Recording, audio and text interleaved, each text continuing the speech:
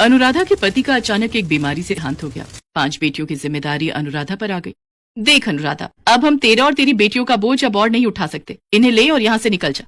पर भाभी, मैं इन 5 को लेकर कहाँ जाऊंगी? मेरा कोई ठिकाना नहीं। माँ बापू भी गाँव में चल बसे। इस घर से मेरी यादें जुड़ी हुई है। मैं इस घर में बहू बनकर आई थी। विनोद के जाने के बाद आप इतना क्यों बदल गई? बदलना पड़ा। हमारा दिमाग खराब नहीं है जो अपने पैरों पर खुद ही कुल्हाड़ी मार ले। अरे आने वाले समय में तेरी ये 5 बेटियां बड़ी होंगी तो तू तो इनकी शादी की जिम्मेदारी हमारे मत्थे मर देगी। चल निकल यहाँ से। रहम करो भाभी, इतनी रात में मैं अपनी बच्चियों को लेकर कहाँ जाऊंगी? ये ऐसा नहीं मानेगी। तू आगे से हट, इससे मैं धक्का देता हूँ। अनुराधा के जेठ जेठानी बड़ी क्रूरता से उसे उसकी बेटियों के साथ सड़क पर धक्का दे देते हैं। अब मैं इतनी रात में इन 5 को लेकर कहाँ जाऊँ? मेरी मदद करो प्रभु। अनुराधा अपनी 5 बेटियों का हाथ थामे रात के अंधेरे में सड़क पर चल रही थी। मम्मी, बहुत डर लग रहा है। अंधेरे में कुछ भी दिखाई नहीं दे रहा। चिंता मत करो, मैं तुम्हारे साथ हूँ ना, डरो नहीं। मम्मी, अब हम कहाँ जाएंगे? ताऊ जी ताई जी ने तो घर से निकाल दिया। मम्मी, बहुत प्यास लगी है, पानी पीना है। पूजा, तू इन चारों का ध्यान रख, हाथ पकड़ के रखना। मैं सामने नल से पानी भरकर लाती हूँ।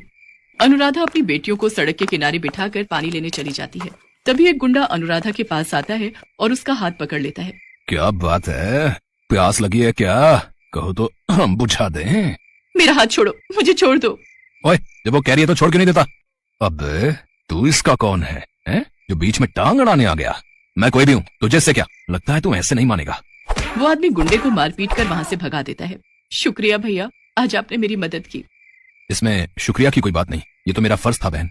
अनुराधा अपनी बेटियों को लेकर जाने लगती है। तभी बहन, इतनी रात में तुम अकेली कहाँ जाओगी? यहीं पास में ही मेरी मौसी का घर है, रात वहाँ रुक जाना। बच्चियों के साथ अकेले रात में रहना खतरे से खाली नहीं। मम्मी, हम सबको भूख लगी है। चलो आओ, मौसी के घर चलते हैं, वहाँ सब पेट भर कर खाना। शुक्रिया भैया। वो आदमी अनुराधा और उसकी बेटियों को अपनी मौसी के घर ले जाता है। अरे आओ आओ बेटी, कितनी प्यारी और मासूम बच्चियां हैं। तुम्हारी कहानी सुनकर सचमुच मेरा भी दिल भर आया। कैसे निर्दयी लोगों की दुनिया बनती जा रही है। बेटी, तुम चिंता मत करो, तुम आराम से यहाँ जितने दिन चाहे रह सकती हो। मौसी जरा इधर आना, मैं कह रहा था बच्चियों को भूख। मौसी और वो आदमी बातें करने लगते हैं। कुछ देर बाद, माँ पानी पीना है, तुम यहीं पलंग पर बैठो, मैं लेकर आती हूँ। देखो मुन्नी भाई, बड़ी मुश्किल से ये चिड़िया और इसके चूजे हाथ में आए हैं। तुम्हारे तो दोनों हाथों में चांदी है, तुम अपनी दुकान आराम से चला सकती हो। बात तो तू ठीक कह रहा है, पर इसे शक तो नहीं हुआ ना कि एक कोठे पर लाई गई है और तू इसे और इसकी बेटियों को बेचने के लिए यहाँ लाए है? अरे नहीं मुन्नी भाई, बस अब तुम जल्दी से मेरे पैसे मुझे दो, मैं यहाँ से जाऊँ। हाँ, ये आदमी मुझे यहाँ बेचने लाए है। नहीं, मुझे यहाँ से भागना होगा। मैं अपनी बेटियों के साथ कुछ गलत नहीं होने दूंगी। अनुराधा कमरे में जाती है। चलो बच्चों, हम यहाँ नहीं रुकेंगे, वो दरवाजा खुला है, एक एक करके तुम सब वहां से बाहर जाओ, आराम से वो अंकल देख न पाए। अनुराधा अपनी बेटियों के साथ चुपके से भागती है। तभी उस व्यक्ति की नजर उन पर पड़ जाती है और वो उन्हें पकड़ने के लिए दौड़ता है। मुन्नी भाई, हमें इन्हें पकड़ना होगा।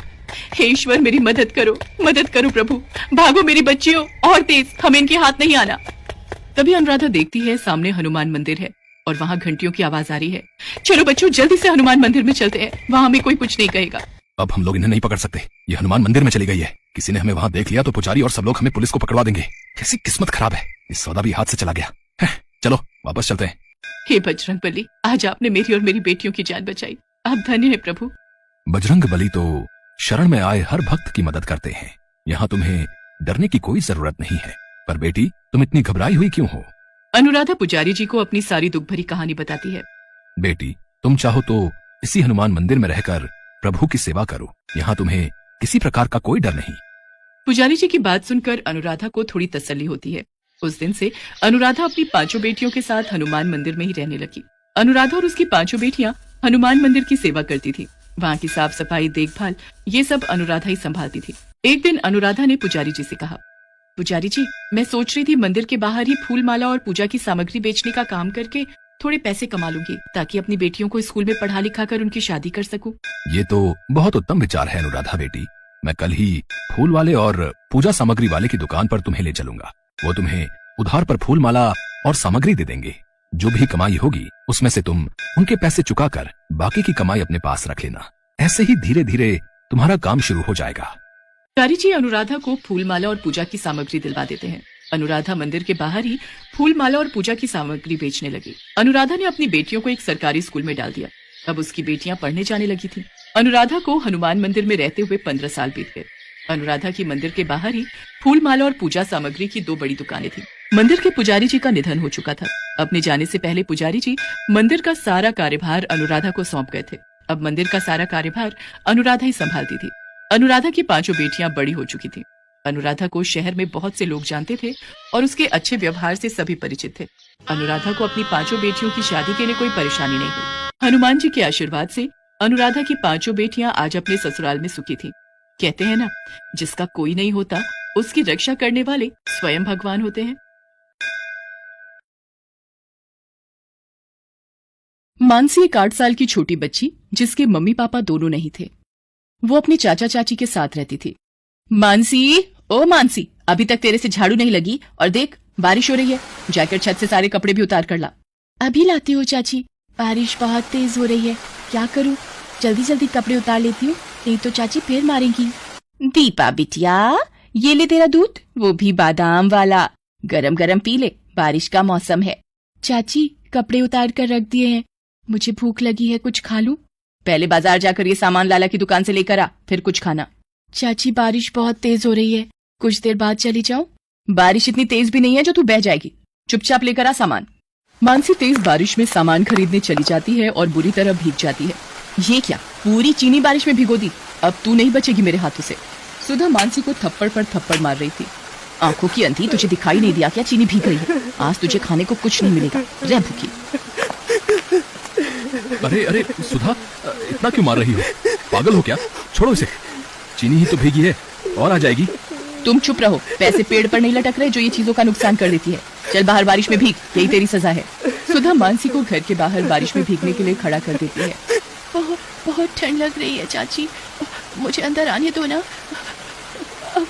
अब ऐसी गलती दोबारा नहीं करोगी। सुधा बच्ची है, अंदर आने दो, नहीं करेगी दोबारा। एक काम करो, तुम इसे घर के अंदर ले आओ, मैं घर छोड़कर दीपा को लेकर मायके चली जाती हूँ। किशोर चुप होकर कमरे में चला जाता है। तकरीबन 1 घंटे बाद, दीपा, जा बोल दे मानसी को अंदर आकर बर्तन करेगी, सारे बर्तन जूठे पड़े हैं। मानसी, मम्मी बोल रही है अंदर आकर बर्तन धो ले। मानसी भीगे हुए कपड़ों में बर्तन धोने लगती है। भूखी प्यासी मानसी घर का सारा काम करती है। सुधा मानसी पर बहुत अत्याचार करती थी। एक दिन, हाँ भैया, मेरे पति काम से बाहर जा रहे हैं, पीछे से ये काम हो जाना चाहिए। ठीक है, मैं समय पर पहुंच जाऊंगा।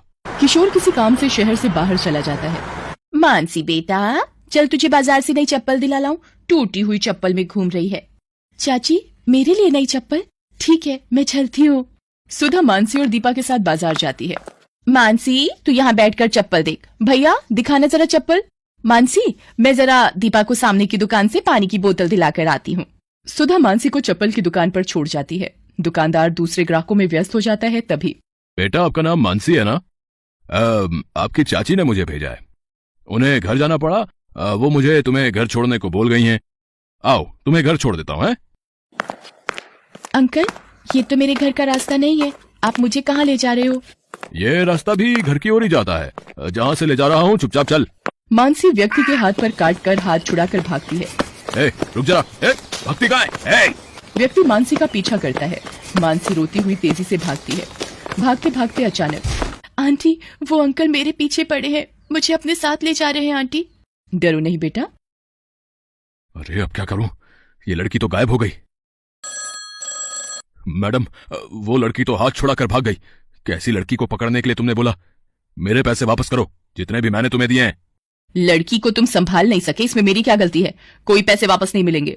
सुधा ने मानसी को उस व्यक्ति को बेच दिया था और उसके बदले 5 लाख रुपए लिए थे। उधर मानसी जिस महिला से टकराती है, उनका नाम कौशल्या देवी था। मानसी डरी हुई थी तो वो उसे अपने साथ ले आई।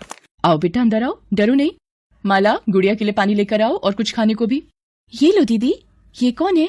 मैं बाजार से निकली तो ये बच्ची किसी आदमी से डरकर भाग रही थी और मेरे से टकरा गई। मानसी जब खाना खा लेती है तब, बेटी, तुम्हारा नाम क्या है? आंटी, मेरा नाम मानसी है। मेरी चाची मुझे बाजार में अकेला छोड़कर चली गई और उन गंदे अंकल ने बोला कि वो मुझे घर छोड़ देंगे, पर वो अंकल मुझे कहीं और ले जाने लगे थे। मानसी रोते हुए कौशल्या को सारी बात बताती है। तुम यहाँ पर बिल्कुल मत घबराओ मानसी, अब तुम यहीं रहो, यहाँ तुम्हें डरने की कोई जरूरत नहीं। माला, मानसी की भी सभी बच्चों के साथ रुकने की व्यवस्था कर दो। ये अब हमारे अनाथ आश्रम में ही रहेगी। कौशल्या एक छोटा सा अनाथ आश्रम चलाती थी और मजबूर बच्चों की सहायता करती थी। उधर जब किशोर वापस आता है तो वो घर पर मानसी को नहीं पाता। किशोर सुधा से पूछता है, सुधा, मानसी दिखाई नहीं दे रही, कहाँ गई है? यहीं कहीं होगी। किशोर कमरे में चला जाता है, तभी सुधा को व्यक्ति का फोन आता है। दूसरे फोन पर किशोर दोनों के बीच की सारी बात सुन लेता है। शायद तुम जानती नहीं हो, कल्लू से पूरे एरिया में नाम से ही लोग डर जाते हैं। मुझ जैसे गुंडे से पंगा लिया है तुमने। देखो कल्लू, धीरे बोलो, मेरे पति वापस आ गए हैं। वो तुम्हारी आवाज सुनेंगे तो हम दोनों जेल में जाएंगे। मानसी के गायब होने का पता अगर किशोर को चल गया तो हम दोनों की खैर नहीं। मुझे कुछ नहीं सुनना, मेरे 5 लाख रुपए दो और मेरा हिसाब करो। ठीक है, मैं पैसे दे दूंगी, थोड़ा वक्त दो। सुधा फोन रख देती है। तभी, क्या तुमने मानसी को गुंडे के हाथ बेच दिया? सुधा, तुमने कितनी नीच हरकत की है। बेचारी बिन माँ बाप की अनाथ बच्ची को तुमने बेच दिया। सुधा, तुम एक औरत और एक माँ कहलाने के लायक नहीं हो। कहाँ रहता है वो गुंडा? मेरे साथ चलो, अभी बताओ उसका पता। किशोर सुधा को थप्पड़ मारता है और कल्लू गुंडे के घर पहुंचता है। बता, बता मेरी भतीजी मानसी कहाँ है? बता, बता वरना मैं तेरा खून पी जाऊंगा। बता। ये ले। मुझे मत मारो, मुझे नहीं पता तुम्हारी भतीजी कहाँ है। तू ऐसे नहीं मानेगा, पुलिस के सामने सब जुबान खुल जाएगी तेरी। ये ले। किशोर पुलिस को फोन करता है और वो आकर कल्लू से सारी बात पूछते हैं। किशोर जी, हमारे पास एक अनाथ आश्रम की तरफ से एक बच्ची के मिलने की खबर आई हुई है।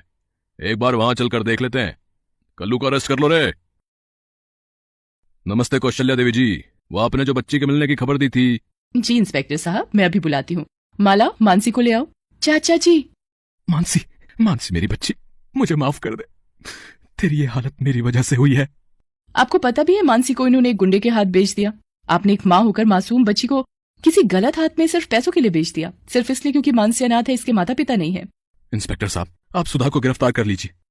किशोर, मुझे माफ कर दो, मेरे से गलती हो गई। चाचा जी, चाची जी को जेल मत भेजो, इन्हें माफ कर दो चाचा जी। देखो सुधा, अपनी आंखें खोल कर देखो, ये बच्ची अभी भी तुम्हारे बारे में सोच रही है। कौशल्या जी, अगर आज आप ना होती तो मानसी का क्या होता? कौशल्या जी, आपका बहुत बहुत धन्यवाद। किशोर जी, अनाथ बच्चों की सहायता के लिए मैं सदा तैयार हूँ, इसलिए ही इस अनाथ आश्रम में हर मजबूर बच्चे को सहायता मिलती है। मानसी बिटिया, अपने चाचा के साथ घर जाओ। किशोर जी, मानसी आपकी जिम्मेदारी है, इसका ध्यान रखिएगा। मानसी, मुझे माफ कर दो बिटिया, मैं अब कभी तुम्हें माँ की कमी महसूस नहीं होने दूंगी। मानसी खुशी खुशी अपने चाचा चाची के साथ घर चली जाती है। कौशल्या देवी की वजह से आज मानसी सही सलामत अपने घर वापस पहुंच गई थी।